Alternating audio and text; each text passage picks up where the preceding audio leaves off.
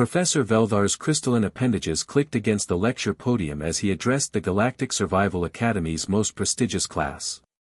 His triocular gaze swept across the amphitheater filled with students from 47 different species, finally settling on the lone human in the front row. And now we come to the most amusing case study, Velthar's translator rendered his chittering speech into standard galactic. The humans of Earth. A species that somehow convinced the Galactic Council they deserved a seat at the table, despite having barely mastered interstellar travel. Jake Morrison shifted in his seat, his jaw clenching. 3 months at this academy, and the condescension never stopped. The other students turned to stare at him with their various visual organs, some with pity, others with curiosity, most with barely concealed amusement. Humans, Velthar continued, manipulating the holographic display, evolved on a temperate world with laughably narrow environmental parameters. Their homeworld maintains an average temperature of 15 degrees Celsius. They require constant thermal regulation, regular hydration, and absurdly frequent nutrition intake. The professor's mandibles curved in what Jake had learned was the Velthari equivalent of a smirk. The hologram shifted to display a frozen wasteland. This is Glacius Prime, a Class 7 ice world where we conduct our advanced survival certification. Surface temperature, -40 degrees Celsius. Wind speeds, up to 150 kilometers per hour. Atmosphere, breathable but thin. Every species in this room has had their representative survive here for the required 72 hours. Velthar's eyes focused on Jake. Every species except one. I predict humans will never pass this certification. Your physiology simply cannot adapt. You lack fur, blubber, or proper metabolic controls. You're a species designed for failure in any environment that deviates from your comfortable little bubble. Jake stood up slowly. With respect, Professor, I'd like to take that challenge. Right now. A ripple of shocked sounds echoed through the amphitheater. Velthar's antennae quivered with what might have been surprise or amusement. Right now. Mr. Morrison, perhaps you don't understand. We're discussing a 3-day survival scenario in conditions that would kill an unprepared human within hours. I understand perfectly, sir. And I'm ready. Very well. Velthar's mandibles clicked rapidly. Let's make this interesting. If you can survive even the first night, just 12 hours, I'll personally apologize to you and every human in the Galactic Council. But when you fail, your species drops all claims for advanced survival certification. Agreed? Jake nodded. Agreed. 2 hours later, Jake materialized on Glacius Prime's surface. The cold hit him like a physical blow, stealing his breath even through the standard-issue survival suit that would protect him for exactly 30 minutes before its power cell depleted. After that, he'd be on his own. The wind screamed across the ice plain, whipping crystalline snow into his face. Through his visor's heads-up display, he could see Velthar and the entire class watching via orbital satellites. Perfect. An audience for humanity's moment.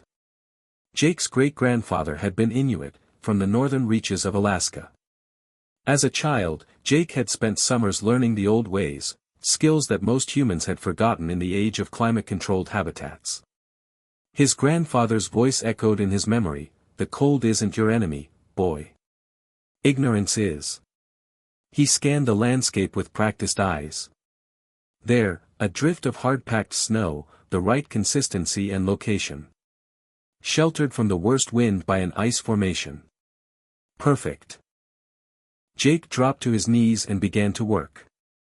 His gloved hands moved with purpose, using the simple blade from his survival kit to cut blocks of compacted snow. The other students had seen the tool and dismissed it as primitive.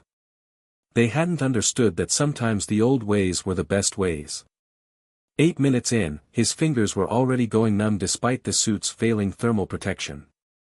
The cold seeped into his bones. But the igloo was taking shape, a spiral of precisely cut blocks, each one angled perfectly to create a self-supporting dome. Fascinating, Velthar's voice crackled over the comm, he's constructing some sort of shelter. But surely this primitive structure cannot. Jake didn't waste breath responding. 9 minutes. The walls were chest-high now. He worked faster, his movements economical despite his shaking hands. Cut, place, pack. Cut, place, pack. Just like grandfather had taught him.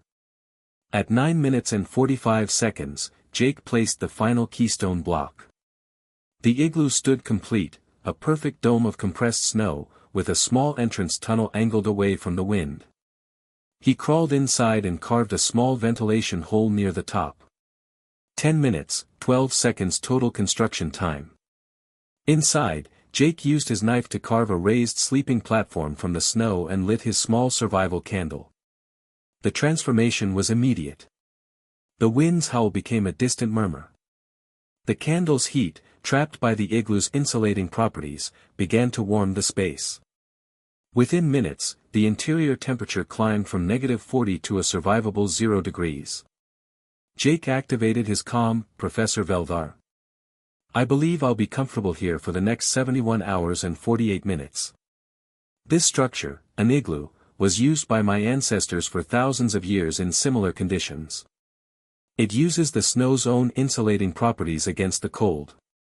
The interior can maintain temperatures up to 30 degrees warmer than outside. Silence filled the calm for a long moment. Moreover, Jake continued, unable to resist, I could have built this faster, but I wanted to make sure your students could follow along. I'll be preparing a detailed lecture on primitive human survival techniques for your next class. I trust you'll find it educational. Finally, Veldar's voice returned, his translator rendering a tone Jake had never heard before, something that might have been respect.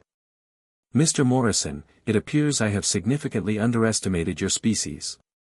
Please accept my apologies. It seems humans have survival skills we never considered, the ability to adapt and innovate using the environment itself. Jake smiled in the dim candlelight. Professor, you made one critical error in your assessment. You assumed that because humans come from a comfortable world, we can't handle harsh ones. But the truth is, Earth was harsh long before it was comfortable. We didn't evolve for easy living, we evolved to make the impossible possible. That's what makes us human. As the hours passed and Jake remained warm in his igloo, the lesson wasn't lost on the other students watching from orbit. Humanity had just proven what they would continue to prove time and again, survival wasn't about physical adaptation alone. It was about intelligence, creativity, and the stubborn refusal to accept that anything was impossible. In that frozen dome of snow, under an alien sky, humanity earned its place among the stars, one ice block at a time.